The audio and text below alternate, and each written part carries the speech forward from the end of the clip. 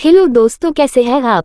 आज हम बुद्ध के व्यक्तित्व की कहानी सुनेंगे, पर पहले आप इस चैनल को सब्सक्राइब करिए और बेल आइकॉन को दबाएं। तो शुरू करते हैं कहानी को।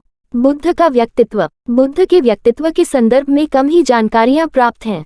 उनके विरोधी और आलोचकों को भी यह स्वीकार्य है कि वे सुंदर और आकर्षक व्यक्तित्व के स्वामी थे। रूप लावण्य, कदकाठी और तेजस्विता से वे सभी का मन मोह लेते थे। दीर्घ निकाय के लक्ष्मण सुत के अनुसार अन्य बुद्धों की तरह वे भी 32 गुणों से संपन्न थे, जो एक चक्रवर्ती सम्राट या एक बुद्ध ही पा सकते हैं। काली आंखें, लंबी जिह्वा, हथेली का घुटनों से नीचे तक पहुंचना आदि गुण उपर्युक्त लक्षणों के कुछ उदाहरण हैं। बुद्ध की वाणी के 8 लक्षण मान्य हैं: यथा प्रवाह, स्पष्टता एवं सुबोधता, माधुर्य, स्फुटता, श्राव्य, अनुबंधता अथवा अविच्छेदन, परिस्फुटता, गांभीर्य तथा अनुमादिता। बुद्ध 8 प्रकार का सभाओं को संबोधित करते थे, यथा कुलीन, विद्वज्जन, गृहस्थ, सन्यासी, चातुर, महाराज, तावतिन श्लोक के देवगण तथा मार। उनकी चर्चा इस प्रकार थी कि वे प्रत्यूष काल में उठकर नित्य कर्मों से निवृत्त हो एकांतवास करते थे। फिर बाह्य चीवर धारण कर कभी बड़े भिक्षु समुदाय के साथ या फिर अकेले भिक्षाटन को निकलते थे।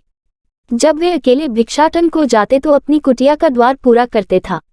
यह भी माना जाता है कि वे यदा कदा कुछ खीनाम आश्रव जिनके क्षीण होते हैं भिक्षुओं के साथ उड़ते हुए आराम से बाहर जाते थे।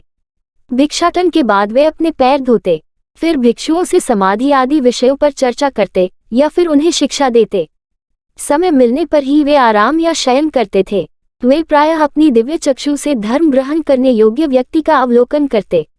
शाम को वे फिर स्नान करते और रात के पहले पहर तक भिक्षुओं की सुमार की देशना देते, दूसरे पहर देवों को।